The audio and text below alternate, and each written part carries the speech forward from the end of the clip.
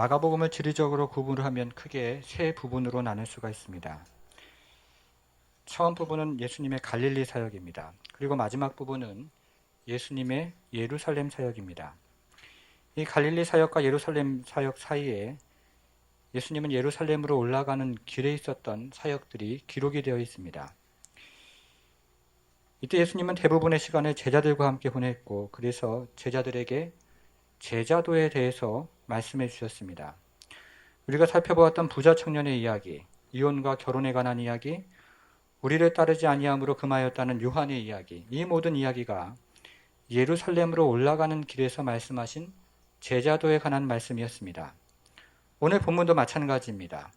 오늘 본문은 제자도의 마지막 이야기이며 제자도의 핵심에 관한 이야기를 우리에게 알려주고 있습니다. 여러분 주보 3페이지에 있는 설교 노트를 함께 보겠습니다. 첫 번째입니다. 첫 번째, 제자들은 예수님의 길을 이해하지 못했습니다. 입니다. 제자들은 예수님의 길을 이해하지 못했습니다.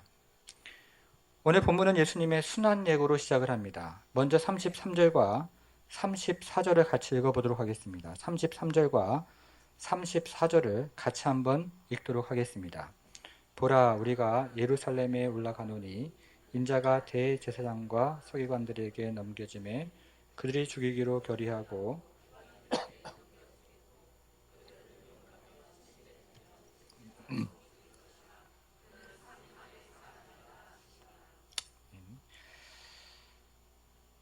예수님은 자신의 순환에 대해서 제자들에게 예고해 주셨습니다. 여러분, 그러면 오늘 본문의 예고가 몇 번째 예고입니까? 다시 한번 성경을 통해서 짚어보도록 하겠습니다. 먼저 8장 31절을 찾아보겠습니다. 8장 31절 말씀입니다. 인자가 많은 고난을 받고 장로들과 대제사장들과 서기관들에게 버림받아 죽임을 당하고 사흘 만에 살아나야 할 것을 비로소 그들에게 가르치시되, 인자가 많은 고난을 받을 것입니다. 그리고 장로들과 대제사장들과 서기관들에게 버림받아 죽임을 당할 것입니다. 그리고 사흘 만에 다시 살아날 것입니다.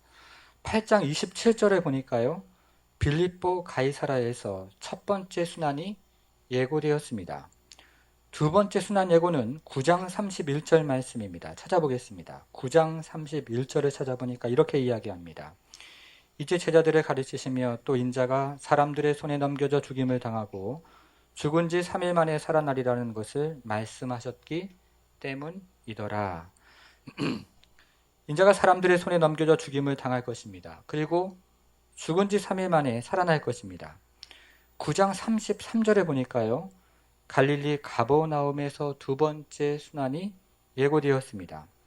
그러니까 우리가 읽었던 10장 33절, 34절 말씀은 세 번째 순환 예고에 해당하는 것이고, 장소는 예루살렘으로 올라가는 길이었다고 이야기를 하고 있습니다. 이렇게 예수님의 순환이 모두 세 차례에 걸쳐서 예고가 되었던 것입니다. 이 순환 예고에 대해서 조금만 더 살펴보도록 하겠습니다. 먼저 첫 번째 순환 예고와 두 번째 순환 예고를 살펴보겠습니다. 첫 번째 순환 예고인 8장 31절과 두 번째 순환 예고인 9장 31절 사이에는 공통점이 있습니다. 두 구절 모두 예수님의 순환에 대하여 언급을 하고 있습니다. 그리고 죽음에 대하여 언급하고 있고 부활에 대하여 언급을 하고 있습니다. 두 구절 모두 예수님의 순환과 죽음과 부활에 대하여 언급을 하고 있는 것입니다. 그러면 이 두 절 사이의 차이점은 무엇입니까? 8장 31절에서는 인자가 장로들과 대제사장들과 서기관들에게 버림받되어 라고 되어 있는데요, 9장 31절에서는 사람들의 손에 넘겨질 것이라고 되어 있습니다.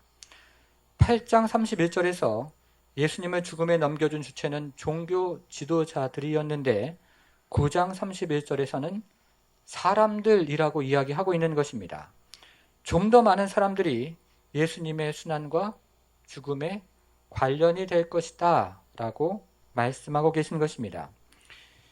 그런데 이 두 절 사이에는 더 중요한 차이점이 있습니다. 다시 8장 31절에서요, 인자가 많은 고난을 받고 라는 말과 버림받되어 라는 말을 찾아보도록 하겠습니다. 이것을 9장 31절에서는 넘겨져 라는 말로 압축을 해서 표현을 했습니다. 여러분, 그러면 넘겨지는 것이 무엇입니까?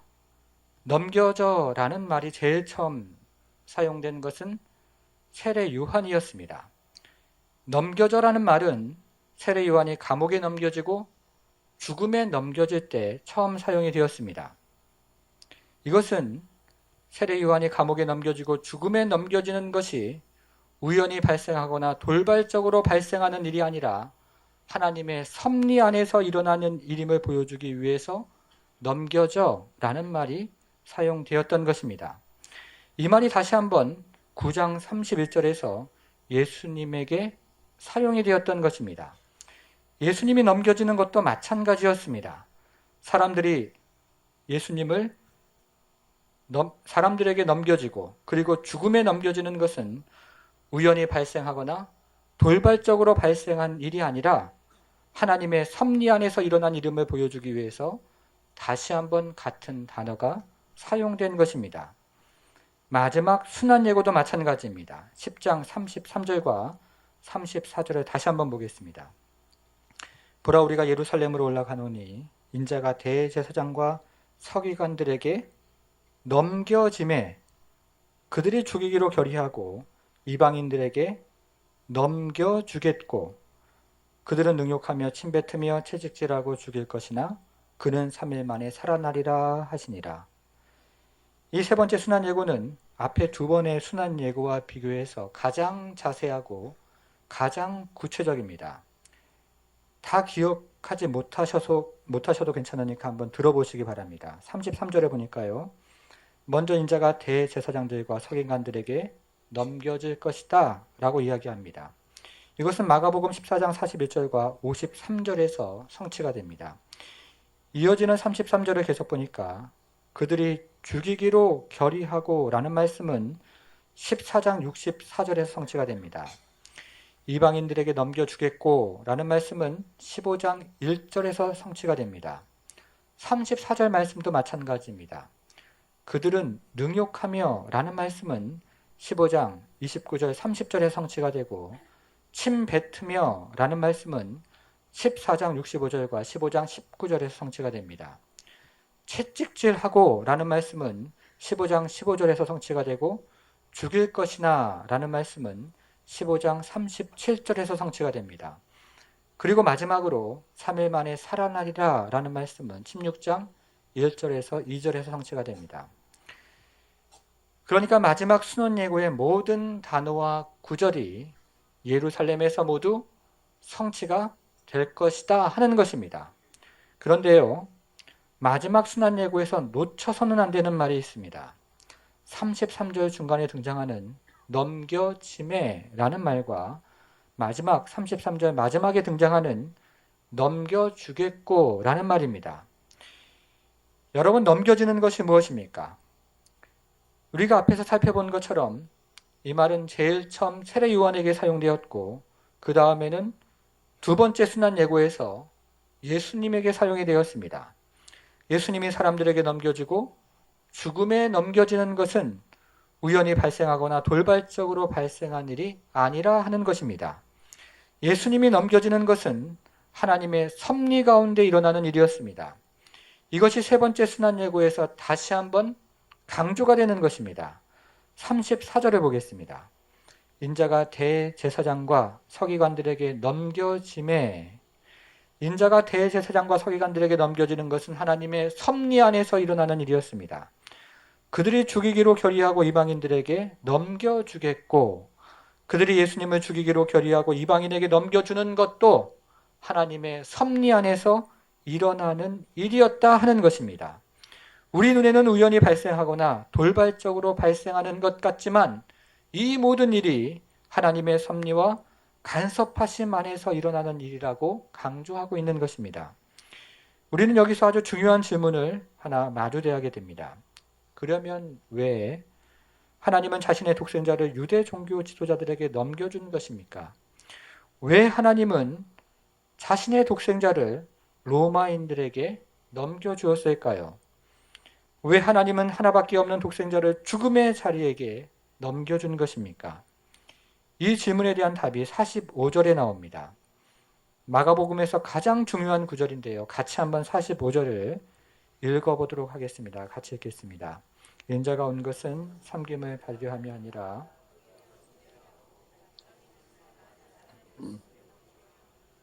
이 구절은 이런 뜻이 됩니다. 하나님이 자신의 독생자를 능욕과 침뱉음과 채찍질에 내어주는 이유는 많은 사람들을 구원하려는 것입니다.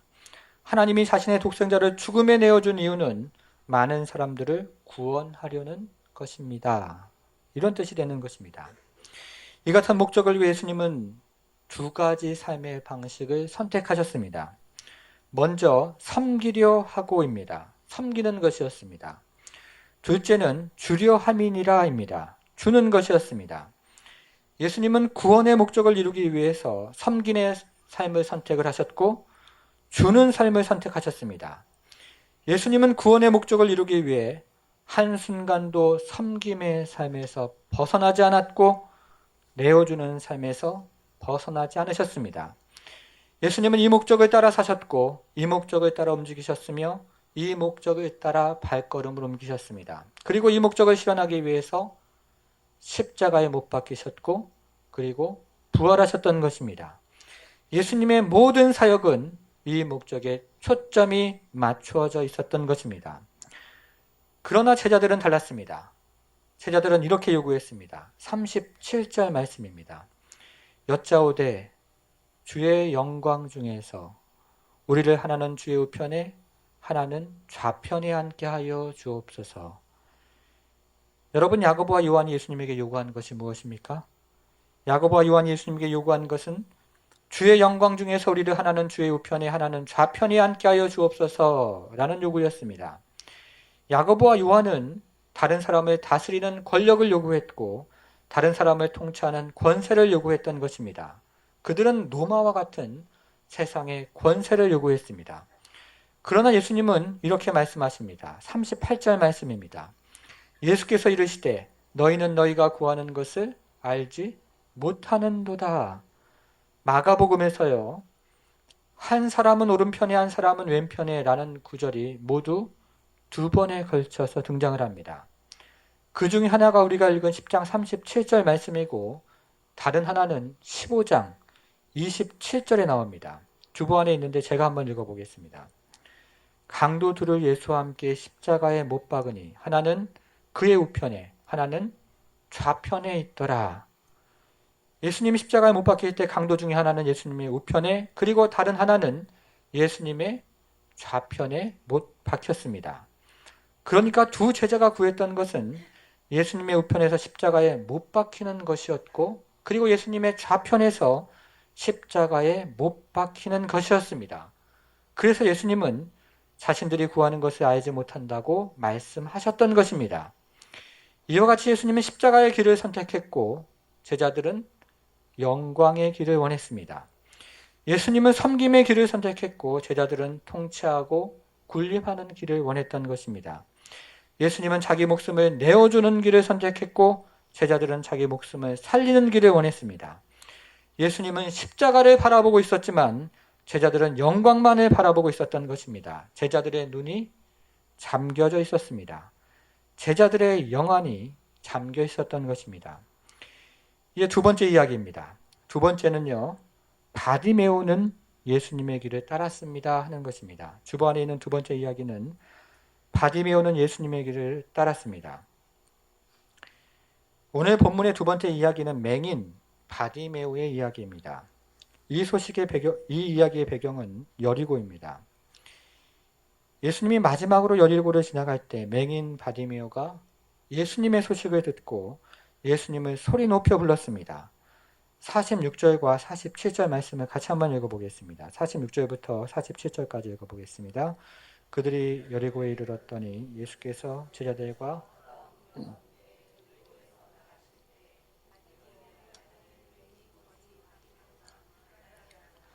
나사렛 예수시란 말을 듣고 소리질러 이르되 다윗의 자손 예수여 나를 불쌍히 여기소서 하거늘. 당시 여리고는 부유한 도시였습니다. 그래서 노숙자들이나 거지들이 구걸하기에 좋은 장소였습니다. 그들 중에 맹인이며 거지였던 바디메오라는 사람이 있었던 것입니다. 어느 날 바디메오가 예수님이 지나간다 하는 소문을 들었습니다. 그러자 바디메오는 있는 힘을 다해서 예수님의 이름을 외쳤습니다. 그러자 예수님은 발걸음을 멈추셨습니다. 49절을 보겠습니다. 예수께서 머물러 서서 그를 부르라 하시니 그들이 그 맹인을 부르며 이르되 안심하고 일어나라 그가 너를 부르신다 하매. 저는 이 구절을 읽을 때마다 깊은 감동을 받습니다.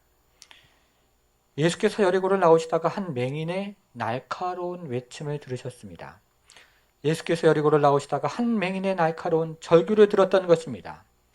여러분, 지금 예수님은 우주적인 계획을 가지고 그 계획을 이루기 위해서 예루살렘으로 출발하려는 중이었습니다. 예수님의 각오는 비장했고 다른 것을 생각할 겨를이 없었던 것입니다. 이렇게 중요한 시점에 맹인 바디메오가 예수님을 부르는 외침이 들렸습니다. 이 소리를 들은 예수님의 반응은 무엇입니까? 예수께서 머물러 서서였습니다. 예수님은 자신을 부르는 소리를 듣고 가던 길을 멈추었습니다. 그리고 발걸음을 더 이상 옮기지 않고 그 자리에 머물러 서셨습니다. 그리고 앞을 보지 못하고 누더기를 입고 있는 한 사람을 향하여 고개를 돌리셨습니다. 예수님이 바디메오의 소리를 들었던 것입니다. 여러분, 이것이 우리 인생을 향한 예수님의 관심입니다. 이것이 우리 인생을 향한 예수님의 은혜인 것입니다. 저는 이 구절을 읽을 때마다 이 구절 앞에 머물러 서서 깊은 감동을 받곤 합니다. 그런데 우리는 여기서 바디메오의 놀라운 고백을 듣게 됩니다. 바디메오가 예수님을 어떻게 부르고 있습니까? 바디메오는 예수님을 나사렛 예수라고 부르기도 하고 다윗의 자손이라고 부르기도 하며 선생님이라고 부르기도 합니다. 우리가 앞에서 접했던 명칭과 비교해보면 특별할 것이 없습니다. 그러나 이 명칭들을 원문으로 읽어보면 우리의 이해가 매우 달라지는 것을 경험하게 됩니다. 첫 번째 명칭은 47절에 나오는 나사렛 예수라는 말입니다. 우리말 성경에는 나사렛이라고 되어 있어서 예수님이 태어난 지명을 가리키는 말로 되어 있지만 원문 성경에는 나시린이라는 지칭으로 되어 있습니다. 그러니까 맹인 바디메오는 예수님을 거룩하고 하나님께서 친히 구별하신 자다라고 불렀던 것입니다. 두 번째는 48절에 나오는 다윗의 자손이라는 명칭입니다. 사무엘하 7장을 읽어보면 하나님께서 다윗의 자손을 일으켜서 그의 나라의 왕위를 영원히 견고하게 하실 것이라고 약속을 하십니다. 그러니까 다윗의 자손이라는 말은 메시아를 의미하는 유대인의 용어였습니다. 그런데 마가복음의 독자가 이방인이었기 때문에 다윗의 자손이라는 말이 마가복음에 자주 등장을 하지가 않습니다. 심지어는 제자들도 다윗의 자손이라는 말을 사용하지 않았습니다. 이런 배경에서 누가 예수님을 다윗의 자손, 메시아라고 부르고 있습니까? 유대인입니까? 아니면 제자입니까? 맹인 바디메오였습니다. 세 번째는 51절에 나오는 선생님이라는 명칭이었습니다. 보통 우리말 성경에 나오는 선생님이라는 명칭은 랍비를 번역한 단어입니다. 그런데 51절을 원문으로 보면 랍비라고 되어 있지가 않고 랍오니라는 말로 되어 있습니다. 당시에 라보니라는 말은 유대인들이 기도 중에 하나님을 부를 때 사용했던 명칭이었습니다. 그러니까 맹인 바디메오는 지금 예수님을 하나님이라고 불렀던 것입니다. 정말이지 놀라운 고백입니다. 맹인 바디메오는 예수님을 거룩하고 구별된 자라고 불렀고 다윗의 자손 메시아라고 불렀으며 심지어는 하나님이라고 불렀던 것입니다. 지금까지 찾아볼 수 없는 고백이었습니다. 지금까지 찾아볼 수 없는 고백이 한꺼번에 쏟아져 나오고 있는 것입니다. 맹인 바디메오는 보지 못한 것을 믿는 자였고 그리고 영안이 열린 자였던 것입니다. 여러분, 그러면 오늘 본문의 메시지는 무엇입니까? 오늘 본문을 통해서 우리에게 주는 메시지가 무엇이냐는 말씀입니다. 오늘 본문의 메시지는 누가 진짜 맹인인가 하는 것입니다. 여러분, 오늘 본문의 진짜 맹인은 누구입니까? 제자들입니까? 아니면 맹인 바디메오입니까? 마가복음에는 맹인에 대한 두 가지 이야기가 나오고 있습니다. 맹인에 관한 첫 번째 이야기가 8장 22절부터 26절에 나옵니다. 우리가 몇 주 전에 살펴보았는데요. 성경을 앞으로 넘겨서 8장 22절부터 26절을 한번 펼쳐보겠습니다. 8장 22절부터 26절을 펼쳐보겠습니다. 이곳에서 예수님은 벳세다의 맹인을 고쳐주셨습니다. 예수께서 맹인의 손에 붙잡고 마을 밖으로 데리고 나가서 눈에 침을 뱉으시고 그에게 안수해 주셨습니다. 이렇게 예수님이 안수하자 맹인에게 나무 같은 것들이 걸어가는 것이 보였습니다. 맹인의 눈이 반쯤 열렸던 것입니다. 그러자 예수님은 다시 한번 맹인에게 안수를 하셨고 맹인은 모든 것을 밝히 보게 되었습니다. 이번에는 맹인의 눈이 완전히 열린 것입니다. 이것은 예수님이 유일하게 두 차례에 걸쳐서 병을 고친 유일한 고침의 이야기입니다. 그런데 이 본문에는 아주 중요한 질문이 한 가지가 나옵니다. 예수님께서 맹인에게 하셨던 질문입니다. 23절을 보겠습니다. 8장 23절을 보니까요. 무엇이 보이느냐 하는 예수님의 질문입니다. 여러분, 이 질문에 줄을 한번 쳐보겠습니다. 그리고 이 질문을 꼭 기억하시기를 바랍니다. 예수님은 맹인에게 무엇이 보이느냐라고 물으셨습니다. 이 사건 후에 예수님은 제자들을 데리고 예루살렘으로 올라가셨고 예루살렘으로 올라가시는 길에 자신의 순환에 대하여 모두 세 차례에 걸쳐서 예고를 하셨던 것입니다. 다시 한번 찾아보겠습니다. 첫 번째 순환 예고가 8장 31절이었습니다. 여러분, 이때 제자들의 반응이 무엇입니까? 32절을 보니까요. 드러내놓고 이 말씀을 하시니 베드로가 예수님을 붙들고 항변하매입니다. 첫 번째 순환 예고에 대한 베드로의 반응은 항변하는 것이었습니다. 베드로는 예수님에게 강하게 따지기 시작했던 것입니다. 두 번째 순환 예고는 9장 31절 말씀입니다. 이때 제자들의 반응은 무엇입니까? 32절 말씀을 보니까요. 그러나 제자들은 이 말씀을 깨닫지 못하고 묻기도 두려워하더라입니다. 두 번째 순환 예고에 대한 제자들의 반응은 깨닫지 못하고 두려워하는 것이었습니다. 제자들은 깨닫지도 못했고 오직 두려워했던 것입니다. 세 번째 순환 예고는 10장 33절과 34절 오늘 본문에 등장을 합니다. 이때 제자들의 반응은 무엇입니까? 마지막 순환 예고에 대한 제자들의 반응은 가장 장황하고 그리고 가장 황당합니다. 야고보와 요한은 예수님에게 높은 자리를 요구했습니다. 10장 41절을 보면 다른 제자들도 마찬가지였습니다.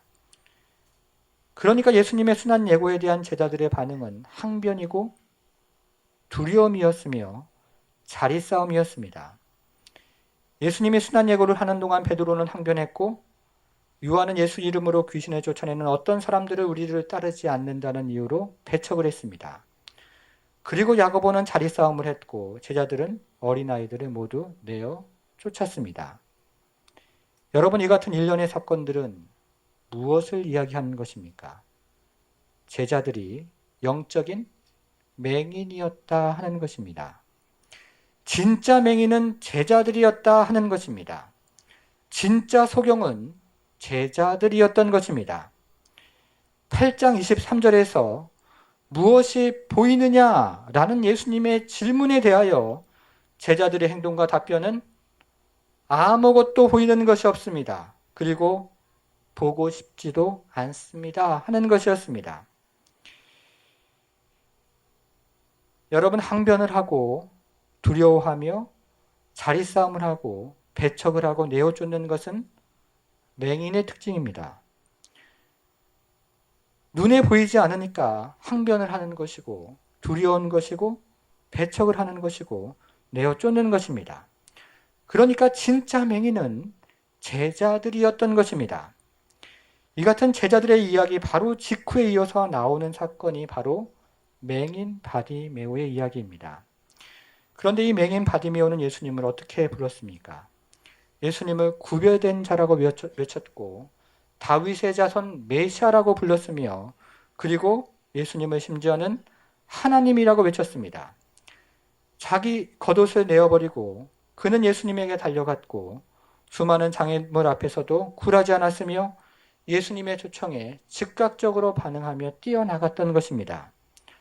8장 23절에서 무엇이 보이느냐? 라는 예수님의 질문에 대하여 바디메오의 답변은 예수가 보입니다.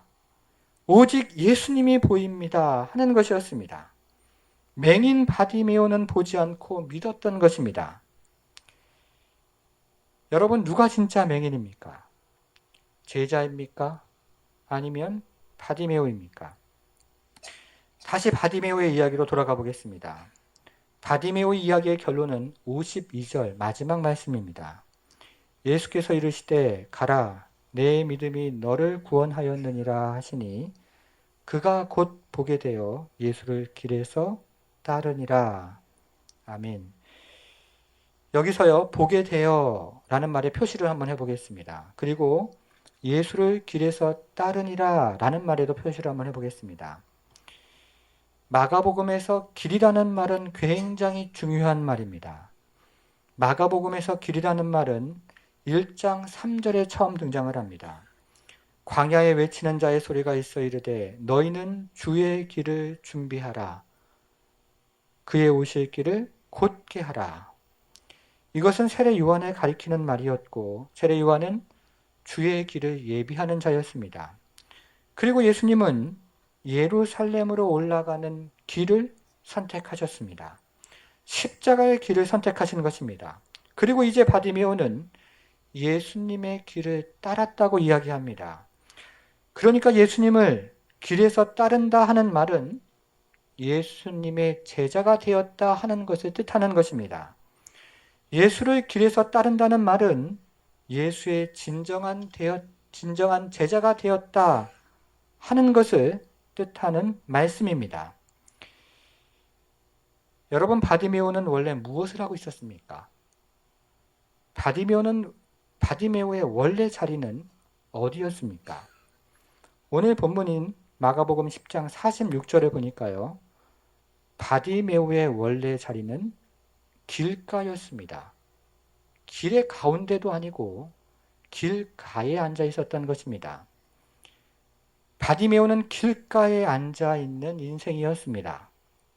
바디메오는 길가에 앉아서 절망하며 좌절하는 인생이었습니다.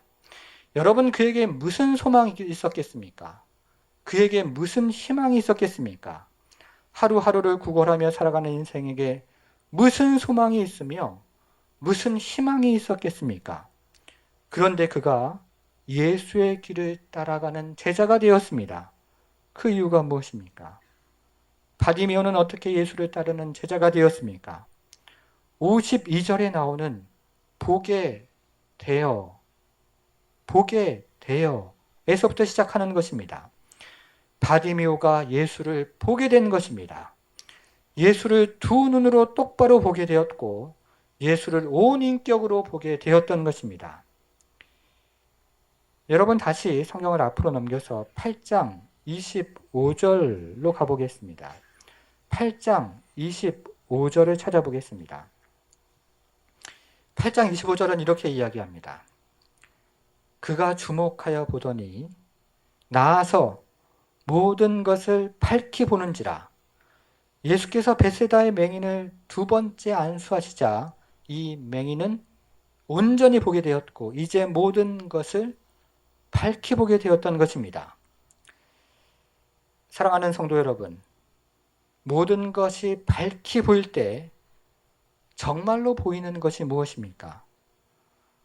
모든 것이 환하게 열릴 때 정말로 보이는 것이 무엇입니까? 영안이 열릴 때 정말로 보이는 것이 무엇인지 아십니까? 예수입니다. 예수의 십자가입니다. 예수의 부활인 것입니다. 현상 너머의 것을 보는 것입니다. 눈앞에 보이는 것, 그건 너머를 보게 되는 것입니다. 다시 한번 묻습니다. 모든 것이 밝히 보일 때 정말로 우리 안에서 꿈틀거리는 것이 무엇입니까? 모든 것이 환하게 열릴 때 정말로 우리 안에서 꿈틀꿈틀 움직이는 것이 무엇입니까? 우리의 영안이 열릴 때 우리 안에서 용솟음 치는 것이 무엇입니까? 제자로 살아가겠다는 소망입니다. 나의 인생이 바디메오처럼 부족하지만 제자의 길을 걸어가 보겠다는 소원함입니다. 나의 인생도 연약하지만 그래도 예수님을 따라가 보겠다는 울먹임입니다. 사랑하는 성도 여러분, 여기 계신 분들은 이 고백 가지고 살아오신 분들이십니다. 여기 계신 분들은 예수님 따라가겠다고 살아오신 분들입니다. 그런데요, 오늘 하나님께서 우리에게 다시 한번 물으십니다. 이 시간 성령께서 우리에게 다시 한번 질문하십니다. 오늘 하나님께서 우리에게 예수의 길을 따라가느냐고 물어보십니다. 오늘 하나님께서 우리에게 예수의 길을 여전히 걸어가고 있냐고 다시 묻고 계신 것입니다. 오늘 하나님께서 무엇이 보이냐고 물으십니다. 현상 너머의 것을 보고 있냐고 물으십니다. 눈앞에 펼쳐져 있는 것, 그 너머의 것을 보느냐고 우리에게 묻고 계신 것입니다. 사랑하는 성도 여러분, 저와 여러분들은 여전히 베드로처럼 항변을 하고 있지는 않습니까? 요한처럼 여전히 다른 사람을 배척하고 있지는 않습니까? 여전히 용서하지 못하고 미워하고 있지는 않습니까? 제자들처럼 여전히 섬기지 못하고 내어주지 못하고 있는 것은 없습니까? 예수를 만나기 전 바디메오처럼 길가에 주저앉아 있지는 않습니까? 하나님의 일을 생각하지 못하고 사람의 일을 생각하고 있지는 않습니까? 제자들처럼 맹인이 아니냐고 오늘 본문을 통해서 하나님은 우리에게 동일하게 묻고 계신 것입니다. 저는 이 본문을 처음 준비할 때 오늘 말씀에 대한 두려움도 없었고 떨림도 없었습니다. 그런데 오늘 본문 말씀을 묵상하면 묵상할수록, 그리고 이 속에 들어가면 들어갈수록 하나님 앞에 두렵고 하나님 앞에 떨리기 시작했습니다. 하나님의 깊은 책망과 격려를 동시에 들으면서 깊은 두려움과 그리고 떨림 앞에 서게 되었습니다. 하나님 앞에 선 교회를 보면서 깊은 두려움과 떨림 앞에 서게 되었습니다.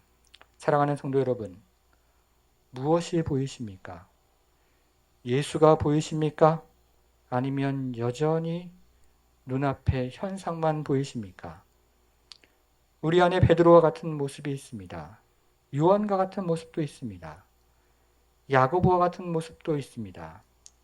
우리 안에 성령께서 제자들과 같은 모습이 있다고 지적하고 계신 것입니다. 그리고 이제 눈을 떠야 한다고 부드러운 사랑의 음성으로 말씀하고 계십니다. 영안을 열어야 한다고 말씀하고 계십니다. 주님을 바라보아야 한다고 말씀하고 계십니다. 십자가를 바라보아야 한다고 말씀하고 계신 것입니다. 그래서 예수의 길을 가야 한다고 말씀하십니다. 제자의 길을 가야 한다고 말씀하십니다. 십자가의 길을 가야 한다고 말씀하십니다. 어떤 희생과 어떤 대가를 치르더라도 십자가를 붙잡고 예수를 따라 그 십자가를 가야 한다고 말씀하고 계신 것입니다. 사랑하는 성도 여러분, 그래야 우리의 영혼이 사는 것입니다. 그래야 우리의 영혼이 호흡을 하는 것입니다. 그래야 이 교회가, 그리고 우리의 공동체가, 그리고 우리의 성도가 살아가는 것입니다.